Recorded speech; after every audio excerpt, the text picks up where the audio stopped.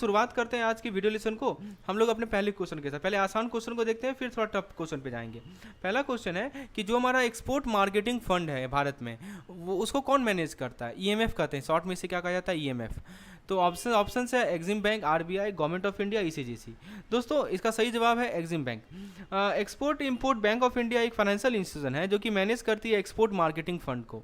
तो ये ईएमएफ एक तरह का फंड होता है जो कि फाइनेंशियल असिस्टेंट प्रोवाइड करता है किसे? इंडियन एक्सपोर्टर को। तो याद रखिएगा, ये फाइनेंशियल असिस्टेंट प्रोवाइड करता है किसे? इंडियन एक्सपोर्टर को प्रोवाइड करता है, राइट। और ताकि उनको प्रमोट कर सके अपने प्रोडक्ट को और सर्विसेज को, कहाँ पे? ओवरसीज मार्केट में। ईएमएफ जो है varieties of export promotion activities को सपोर्ट करता है, जैसे कि ट्रेड फेयर में पार्टिसिपेट करना, ठीक है, ट्रेड फेयर में पार्टिसिपेट करना। उसके अलावा दोस्तों मार्केट रिसर्च कंडक्ट करना, टू कंडक्ट मार्केट रिसर्च। उसके अलावा दोस्तों मार्केटिंग मटेरियल को डेवलप करना, प्रोडक्ट का प्रमोट करना। तो ईएमएफ जो है सारे इंडियन एक्सपोर्टर को अवेलेबल होता है, चाहे उनका साइज कुछ भी हो, सेक्टर कुछ भी हो। एलिजिबल होने के लिए ईएमएफ असिस्टेंट के लिए एक्सपोर्टर एक रजिस्टर्ड कंपनी होनी चाहिए, एक एक्सपोर्ट लाइसेंस होना चाहिए, उनके पास अच्छा ट्रैक रिकॉर्ड होना चाहिए, right. So option number A is the correct answer to this particular question. Next question है कि जो फॉरेन एक्सचेंज रिजर्व है इंडिया का, उसे कौन मैनेज करता है? आरबीआई मैनेज करती है, फिडई मैनेज करती है, एक्सिम बैंक मैनेज करती है। ऑप्शन है केवल 1 एंड 2, 2 एंड 3, 1 एंड 3। तो दोस्तों सही जवाब है इसका ऑप्शन नंबर ए, ओनली 1। देखिए, रिजर्व बैंक ऑफ इंडिया एक सोल अथॉरिटी है जो कि इंडियन फॉरेन एक्सचेंज रिजर्व को मैनेज करती है। फिडई की यदि हम बात करें तो फिडई का फुल फॉर्म याद रखिएगा, federation of Indian export organisation. और एक्सिम बैंक जानते ही export import bank of India. इनका कोई रोल ही नहीं है फॉरेन एक्सचेंज रिजर्व को मैनेज करने का। तो आरबीआई फॉरेन एक्सचेंज को रिजर्व को मैनेज करती है ताकि हमारा इंडियन रुपीज़ को मेंटेन कर सके, स्टेबिलिटी को मेंटेन कर सके, इंटरनेशनल ट्रेड और पेमेंट को फैसिलिटेट कर सके, और कंट्री का जो एक्सटर्नल ऑब्लिगेशन है उसे मीट कर सके, ठीक है। तो आरबीआई जो है मैनेज करती है हमारे इंडियन फॉरेन एक्सचेंज रिजर्व को, बहुत तरह के एसेट में इन्वेस्ट करती है। कहाँ का इन्वेस्ट करती है? यूएस डॉलर में इन्वेस्ट करती है, यूरो में इन्वेस्ट करती है, पाउंड में इन्वेस्ट करती है, राइट, जापानीज येन में, गोल्ड में, स्पेशल ड्राइंग राइट में इन्वेस्ट करती है। So correct answer is option number 1 only. देखिए जिस तरह के क्वेश्चन पॉसिबल है वो मैं आपको करवा रहा हूँ इस पार्टिकुलर लाइव सेशन के माध्यम से। आइए नेक्स्ट क्वेश्चन को देखते हैं। जो हमारे रजिस्टर्ड इंडियन एक्सपोर्टर होते हैं, वो जो एक्सपोर्ट करना चाहते हैं किस कंट्रीज़ में, वो एलिजिबल होते हैं support under the PLI programme. दोस्तों मैं आपको समझा, ऑप्शंस देखते हैं, EXIM Bank, RBI, FED, ECGC, OECD. देखिए सही जवाब है इसका ऑप्शन नंबर डी, ओईसीडी। इसका पीछे रीजन समझाता हूँ। देखिए प्रोडक्शन, ये पीएलआई होता क्या है? What is this PLI? PLI का फुल फॉर्म है production linked incentive. Production linked incentive. इसमें क्या होता है दोस्तों कि ये जो प्रोडक्टर लिंक्ड इंसेंटिव स्कीम है ना, ये सरकार का स्कीम है कि वो डोमेस्टिक मैन्युफैक्चरिंग को बूस्ट कर सके और फॉरेन इन्वेस्टमेंट को अट्रैक्ट कर सके। तो दो चीज़ है, एक तो है कि डोमेस्टिक मैन्युफैक्चरिंग को बूस्ट करना और एक है फॉरेन इन्वेस्टमेंट को अट्रैक्ट करना, राइट। तो ये स्कीम जो है फाइनेंशियल इंसेंटिव ऑफर करता है भारतीय कंपनी को जो कि कुछ प्रोडक्ट को भारत में बनाती है। दोस्तों जो रजिस्टर्ड इंडियन एक्सपोर्टर होते हैं ना, जो कि ओईसीडी कंट्री में एक्सपोर्ट करना चाहते हैं, वो एलिजिबल होते हैं इस पीएलआई प्रोग्राम के अंदर, सपोर्ट मिलता है इन्हें। अब ओईसीडी क्या होता है? ओईसीडी का फुल फॉर्म है, ये बेसिकली इंटरनेशनल इकोनॉमिक ऑर्गेनाइजेशन होता है जिसमें 38 मेंबर कंट्रीज हैं, राइट। इसको 1961 में बनाया गया था ताकि स्टिमुलेट कर सके हमारे इस इकोनॉमिक प्रोग्रेस को। इसके अंदर Austria, Belgium, Canada, Chile, Colombia, Costa Rica, ये सभी कंट्रीज 38 कंट्री हैं।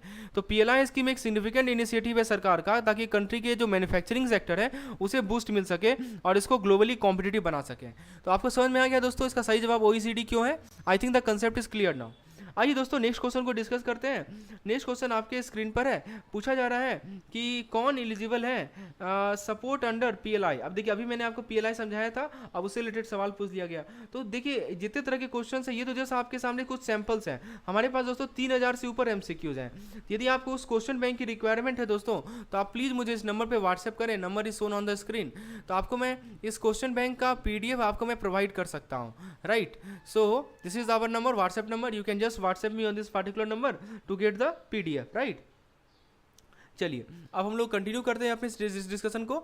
तो सवाल ये है कि कौन से एलिजिबल होते हैं पीएलआई स्कीम के अंदर, सपोर्ट मिलता है कि नहीं। ऑप्शन ए कर रहा है सभी एक्सपोर्टर को मिलता है, बी कर रहा है कि एक्सपोर्टर जिनके पास आईसी नंबर रहता है उन्हें मिलता है, सी कर रहा है रजिस्टर्ड इंडियन एक्सपोर्टर को मिलता है, और डी कर रहा है registered Indian exporter endeavouring to export to OECD country. Obviously the number ही सही है। देखिए एक्सिम बैंक जो है, एक्सिम बैंक ऑफर करती है प्रोडक्ट लायबिलिटी इंश्योरेंस किसे, to registered Indian exporter who are exporting to OECD country.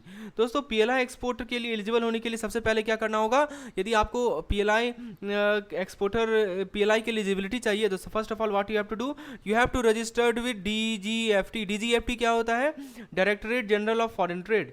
हाँ, आपके पास दूसरा पॉइंट क्या होना चाहिए, आपके पास एक्सपोर्ट लाइसेंस होनी चाहिए, you should have an export licence. तीसरा पॉइंट क्या कर रहा है, you should have good track record of export performance. तो ये भी रिक्वायरमेंट है, गुड ट्रैक रिकॉर्ड, राइट। तो ये सभी चीज़ ध्यान रखना है आपको। तो एक्सिम बैंक प्रत्येक एप्लीकेशन को एसेस करेगी, मेरिट को डिसाइड करेगी कि हम पीएलआई कवरेज प्रोवाइड करें या ना करें। तो पीएलआई एक वैल्यूएबल टूल है इंडियन एक्सपोर्टर के लिए जो कि एक्सपोर्ट कर रहे हैं ओईसीडी कंट्री को। ये उनके बिजनेस को प्रोटेक्ट करती है फाइनेंशियल लॉसेस से। So please remember regarding this points. Okay, now let's come to the next point. आइए नेक्स्ट पॉइंट को देखते हैं। सप्लायर क्रेडिट स्कीम के बारे में बताया जा रहा है कि under the supplier credit scheme Exim bank क्या ऑफर करती है। तो सबसे पहले तो कि ये सप्लायर क्रेडिट स्कीम होता क्या है, right, this thing we have to understand. And दूसरी बात कि एक्सिम बैंक मैंने आपको पहले भी एक्सिम बैंक के बारे में बताया है। So now let's understand what is this supplier credit scheme. Before understanding let's see the options that we have.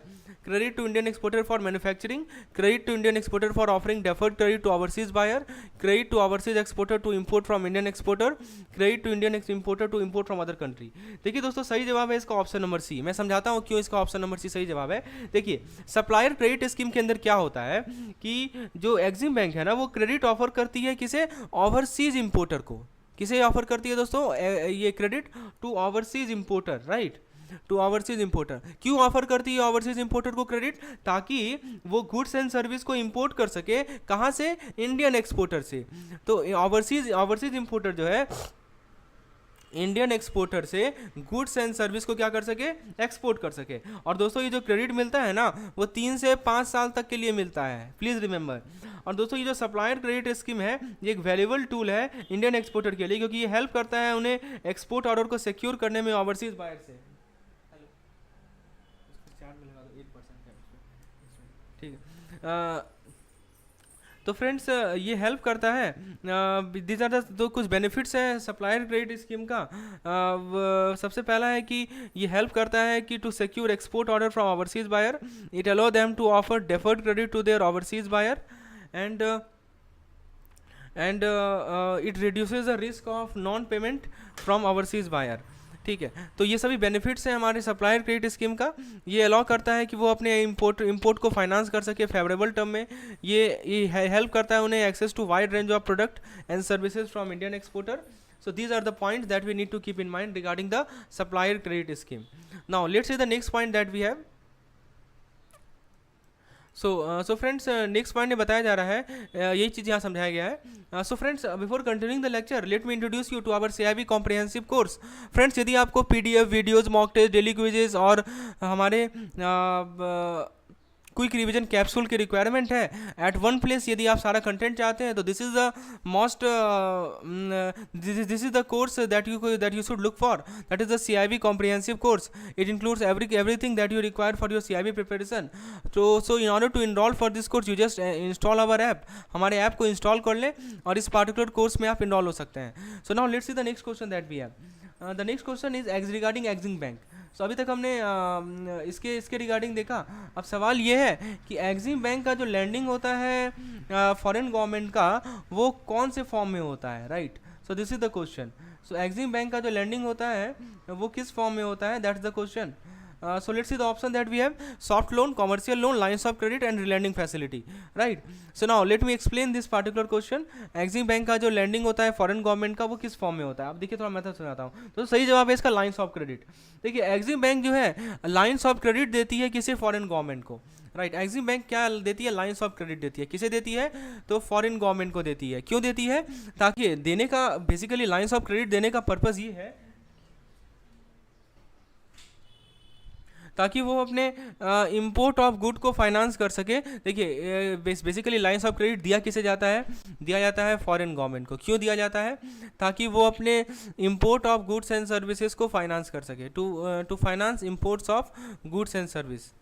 Okay, this purpose, ये पर्पस है, राइट। कहाँ से? भारत से, इंडिया से इंपोर्ट कराने के लिए ये लाइंस ऑफ क्रेडिट दिया जाता है। और ये जो इसका पीरियड कितना होता है, 3 से 5 साल का पीरियड होता है। एग्जिम बैंक का जो लाइन ऑफ क्रेडिट है फॉरेन गवर्नमेंट को, वो टिपिकली यूज किया जाता है टू फाइनेंस इंपोर्ट ऑफ, अब देखिए बहुत सारे प्रोजेक्ट होते हैं ना, तो टिपिकली इसका यूज किया जाता है इंफ्रास्ट्रक्चर प्रोजेक्ट को के लिए, right.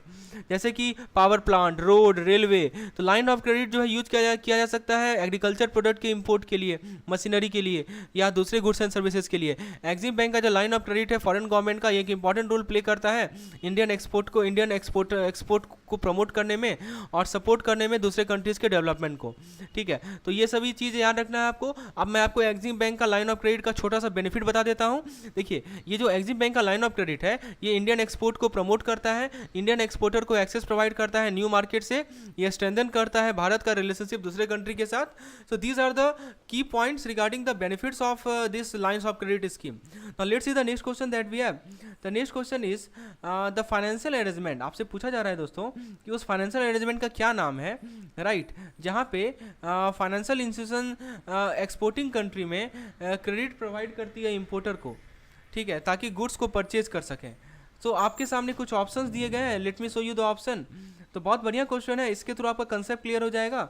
So options are supplier credit, buyer credit, standby letter of credit, letter of credit. बहुत अच्छा क्वेश्चन है। उस फाइनेंशियल अरेंजमेंट का क्या नाम है जहाँ पे जो फाइनेंशियल इंस्टीट्यूशन एक्सपोर्टिंग कंट्री में वो क्रेडिट प्रोवाइड करती है इंपोर्टर को? दोस्तों इसका सही जवाब है बायर्स क्रेडिट। अब मैं समझाता हूँ दोस्तों, बायर्स क्रेडिट क्या होता है, what is this buyers credit?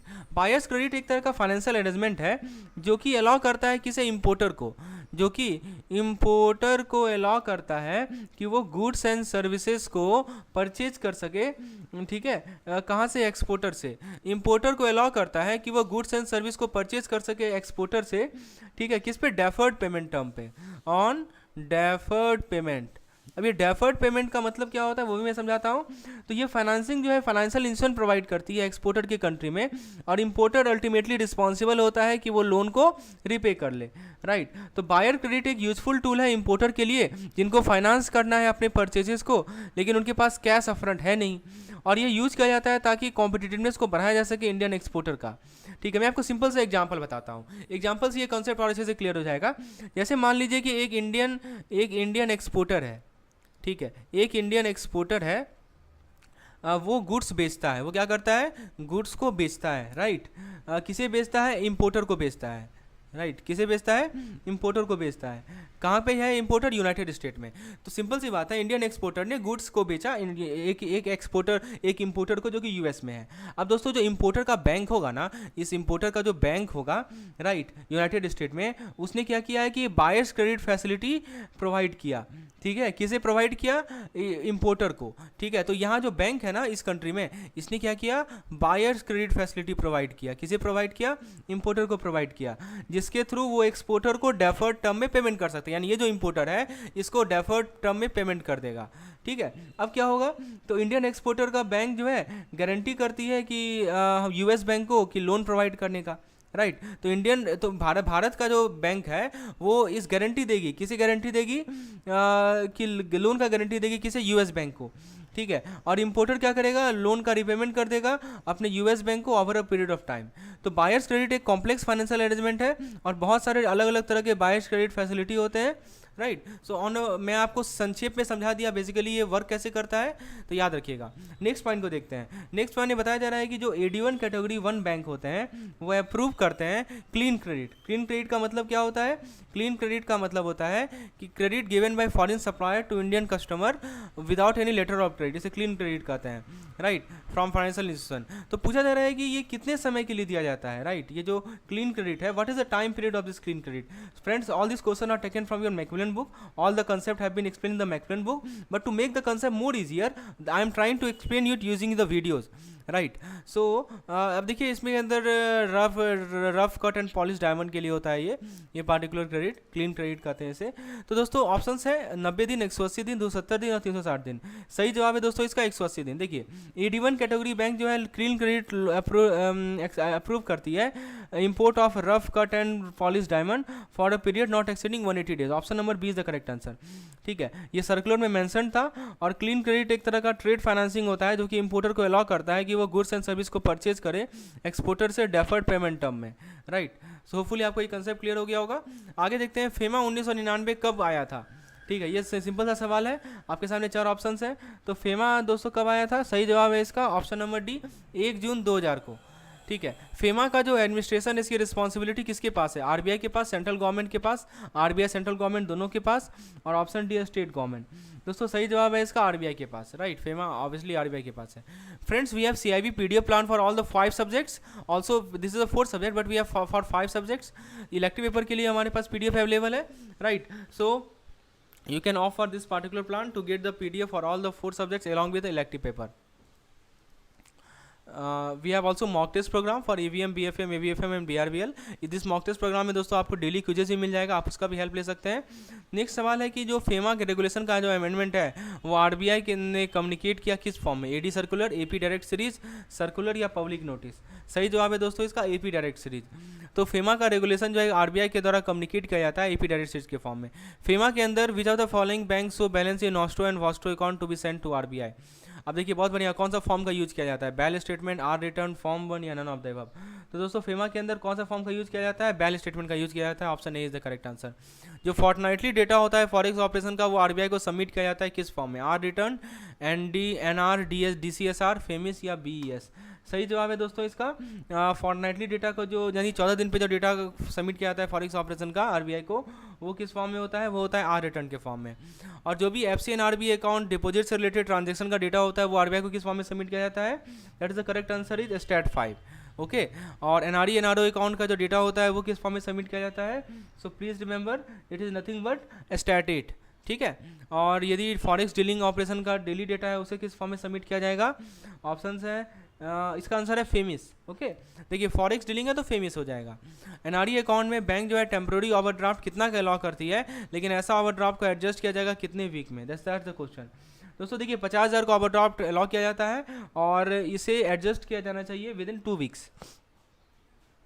अच्छा, ये क्वेश्चन और है कि लिबरलाइज रेमिटेंस स्कीम में रेजिडेंट इंडिविजुअल के लिए ऑथराइज डीलर कितना अलाउ करती है रेमिटेंस का, तो ये आपको पता होना चाहिए। लिबरलाइज रेमिटेंस स्कीम में we have already discussed, that is nothing but $2,50,000।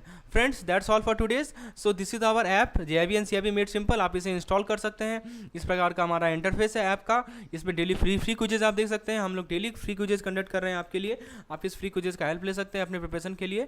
इस नंबर पे मुझे व्हाट्सएप करें यदि आपको CIB से रिलेटेड कोई भी क्वेरी है।